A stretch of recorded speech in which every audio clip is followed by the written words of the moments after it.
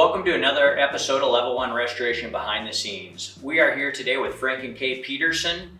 The Petersons are Hall of Fame inductees or members into the Pikes Hill Climb. There's so much other racing that they've been a part of, so many cars that Frank has built, and you don't talk about Frank, you talk about Frank and Kay. It's in my phone, Frank and Kay. And it's just an automatic thing. So you guys have been going actually went on maybe one of their first dates at the Pikes Hill Climb, and that was about when, Kay? 1955. 1955. Yeah. And so how many times have you missed that race since then? This year would have been the 70th, and we had to miss. We missed it this year. Finally missed it. Yeah. Wow, that's amazing. So, I mean, we do what makes this car cool, but really it's the people so often, and that's certainly the case here with Frank and Kay. Wonderful people, amazing the things they've accomplished over the years, just a lifetime of racing and making friends and doing just amazing work. Yeah. So what, I mean, looking back on that was probably no regrets on that, huh? No, it's been our lifestyle. Right, wow. And the racers are all so cool. They're so good friends. We just heard a little story about Jay Leno, where he literally asked for Frank's autograph because he was a fan of Tornados and the Pikes Peak. Yeah. That must have been fun. Yeah, Kay wanted to get his autograph, and he said, no, I can't do that, but if Frank will sign me one, I will. Wow, that's pretty awesome. Yeah. He's a great guy too with cars. I bet. So.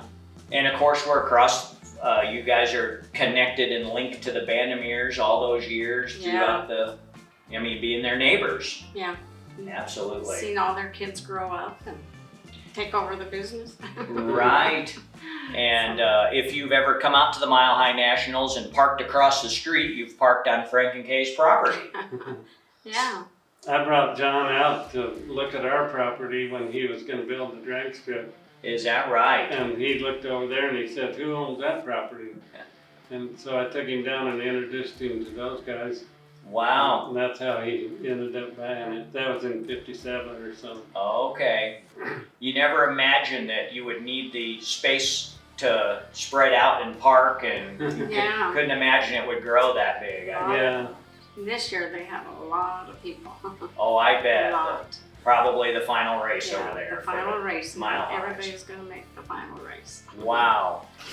How did they come up with that? As like an industrial? Well, I think they originally were pretty near that big, but they this has the original ones only had about a 1-inch core, and I think this is probably 2 or 3. Yeah. At least maybe 4. If you can tell down in there. This is an original radiator cap. Go for a couple $100 nowadays on eBay. Yeah, no, that's a 4-core. Yeah, that thing's 4 filled. cores, yep. We fixed these. These used to come up when you turn the headlights. The headlights from here, I guess, right there. Yeah. But I fixed them so they come up with the vacuum when you start the engine. Okay. To get more air in there. Pikes Peak's real hard to cool cars on account of the. You still have them operational for the race. Water will boil like at 175 on top of Pikes Peak. Okay, yeah. And it's hard to, and the air's so thin you can't get enough air in there to cool them. I think they only made 5 of them. Wow. Mickey Thompson had a off-road car, and he used this and made it a rear engine off-road car. Okay. And he was always calling to get parts for me to get that running. Neat. Wow. Huh. So we use your whole setup and then move the engine to the back. We've seen that. Volkswagens with Oldsmobile and transaxles and all that.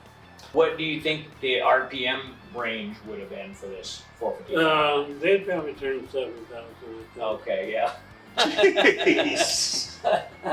If my memory is correct, you hit a boulder and it hurt the shifter near the end of the race or something. Yeah, I was probably 5 miles up the road, and the crowd is all up on the hill and everything, and they rolled a big rock down. Oh. And I didn't want to hit it with the oil pan or the transmission pan, so I kind of tried to hit it on the side here, because I couldn't miss it. I was going right through there, and it got the shift linkage, and from then on I was in second gear. Are you allowed to run any hood scoop, or because they require to be stock everywhere else? That's the first year they let them have hood scoops. Okay. We didn't have that until 70, Okay. and then we put that on there. We put that on after it was all painted and everything, and just painted the hood scoop and put it on there. Okay, yeah. And just to be a part of the history of this, I did it at cost. So just the cost. So the couple of guys that I had at the time that worked on it, I just paid them their hourly rate and billed that only to Frank, and then whatever the materials were. And my recollection was $5,000 or $6,000 to repaint this car. Wow. How it is. And I had a guy working for me at the time. His name is Scott Christensen. He didn't get any credit in the magazine article, which it was unfortunate. That's a shame. Yeah, but when Frank and Kay were interviewed, they didn't know, all the people that work for me. They just know that Marvin and I came over here, got it running, and hauled it away. But he painted all this, did all these stars and the multi-layers The of paint's magnificent. Oh, I mean, yeah. There's not a paint issue in it, a masking It's issue. perfect. right. The stars, the stripes, it really is a nice job. Many hours the two of us spent even masking a lot of stuff. But yes, Scott gets that full credit. That was actually the next year. That was the headquarters, and they had the car down there for that. Okay. That's why the paint got messed up. Ah, the sprinklers, Yeah, yeah. the sprinkler, they had it out there in the lawn, and it was hot in the summer, and the sprinklers sprinkled it, and it made it all, it was all crazed looking. Really? And I got up to just the end, and they always let all the people stand along the road. Mm-hmm. And I come around the last turn, and all of a sudden I couldn't steer it. And, Wow. And there was two little kids playing alongside the road, and so I managed to make it go to the other side, but I hit a big old bank, and I flipped it over in 2 or 3 times. And so how fast do you think you were going when you... About 110. We also had you build a T-handle, which you wrapped in like foil. And we literally made a Hearst T-handle, giant size, which is just amazing. And both the round ball and the T-handle are with the car. So you're still running Pikes Peak. You're just doing it in somebody else's car, I see. Yeah, we drove that up Pikes Peak in 2016. And we've had it in a lot of parades and different things. We raced a Nissan NSX at the airport in Colorado Springs with it. Oh. And they gave me a giant head start. And I didn't want to go over about 60 with the wooden wheels. Wow. And the NSX went 155. Okay. So we came over here to look at this amazing Toronado and the history of it racing at Pikes Peak and Frank and Kay and all that cool stuff, but we can't not include this amazing Pikes Peak hill climb car. What is this? It's another Toronado, is that right? Yeah, it's a later Toronado, 1986. Oh, okay. Now I see you're using a 6-cylinder and not a quad 4. Well, we were going to have a quad 4, but they couldn't get it ready quick enough.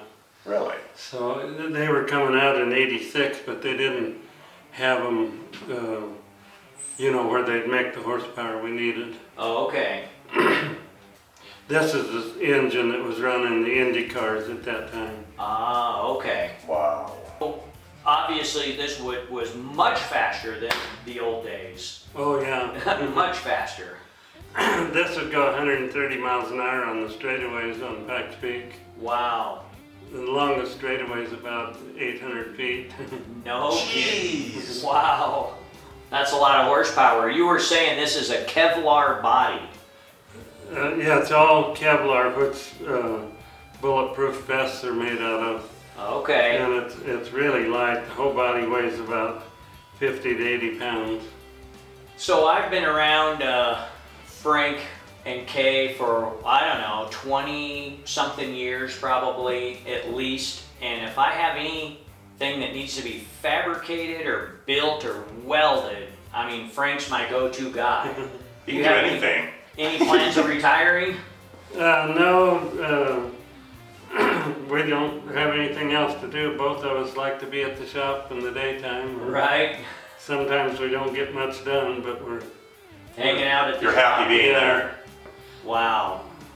I can't imagine I'll meet people that I don't know that will have had you build something for them through the 70s. I just heard from my friend Carol Warling had broken some part of the shock towers on his Nova race car at the races. Came over here and you repaired it all for him at night. And then he was ready to go back and continue racing with it. There's a lot of those stories. There's gotta be. Yeah, right across the street.